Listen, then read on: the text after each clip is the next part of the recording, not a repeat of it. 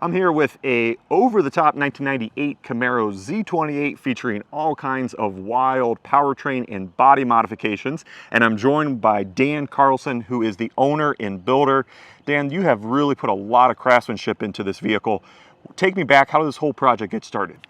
Well, Matt, this project actually started with a friend of mine, Jeff. He was the previous owner of this vehicle, and when I first saw the vehicle, what turned me on was the actual Sport Gold. So that's what sparked me wanting to get the car, and he was actually looking to get rid of it, so I wound up acquiring the car, and I wanted to do a big tire in the back, and unfortunately, I didn't want to take away the back seat, so I went with the wide body, and it kind of went from there. Spiraled out of control from there. All right, now you mentioned the rarity of the paint color. I know you've run the numbers. Break it down for me. How many were produced in 1998 with the gold color? For sure, it was under 400. Okay. Yeah. So right away, you kind of knew you had something special. You wanted to retain that color throughout the process. Right. All right. And I kind of thought the color fit. It's what turned me on, so I wasn't about to change the color. Sure. All right, now, you are a paint and body tech yourself. You're a master craftsman. So Yes. talk me through the process of once you got the car, what were some of the steps you started taking? Well, I actually cut a lot of the quarter out so that I can get a decent sized tire up on the wheel well area.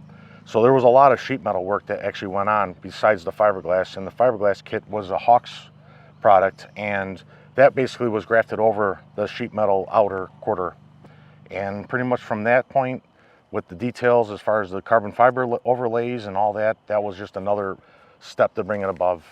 Yeah, go to the next level. Now, that's one of the neat things about the project is that you've got that hallmark side stripe, but one of the neat touches is exposed carbon fiber. Right. Explain how you were able to incorporate that?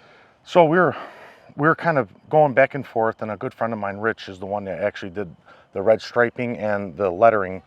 And we were going back and forth. He was originally going to paint the carbon fiber, and I decided that a previous project that we did an inlay. So you basically lay the carbon fiber over, and then you body work the carbon fiber, and then you use that as the actual decal below it. So it gives it that real depth 3D look, and it's obviously when you walk up to it, you know it's carbon fiber, and it just seemed to work really well with this project. So. All right, now of course, in addition to the radical exterior modifications, you've also started on some powertrain upgrades, more in the works. Yeah, but let's start with what you have currently. Currently, it's a stock LS1 with nitrous setup.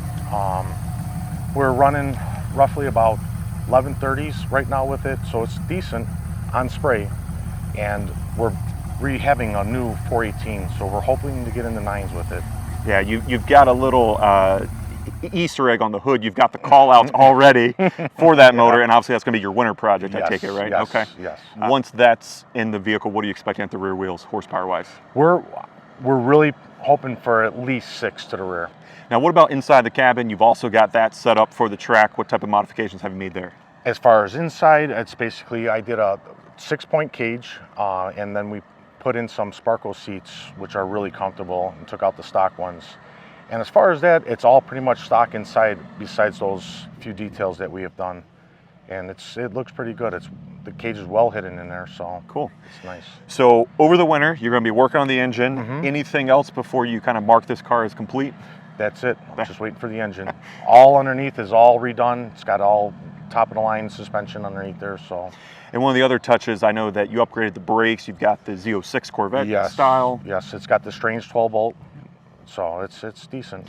How much influence did you take from the work that GMG was doing in the early 2000s? Did that kind of provide a guidepost for you in this project? It absolutely, yeah, for sure, it did. So yeah, I did a lot of details. The bumpers are very similar. The rear tail is also very similar. And then obviously the wide body in the back. The only thing we're missing pretty much is the fenders.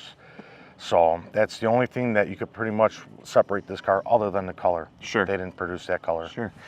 What's it like, Dan? I know you've had a little bit of opportunity to drive the car before winter sets in. What's it like when you get behind the wheel? Oh, it's great. The car handles like a T. So, yep. Cool. Anything else, Dan, about the car? Any other memories with it? Or no, that's pretty much it for now. All right. So we'll let you know with the new motor. All right. Well, hey, thanks for sharing the story, Dan. Thank you so much, buddy.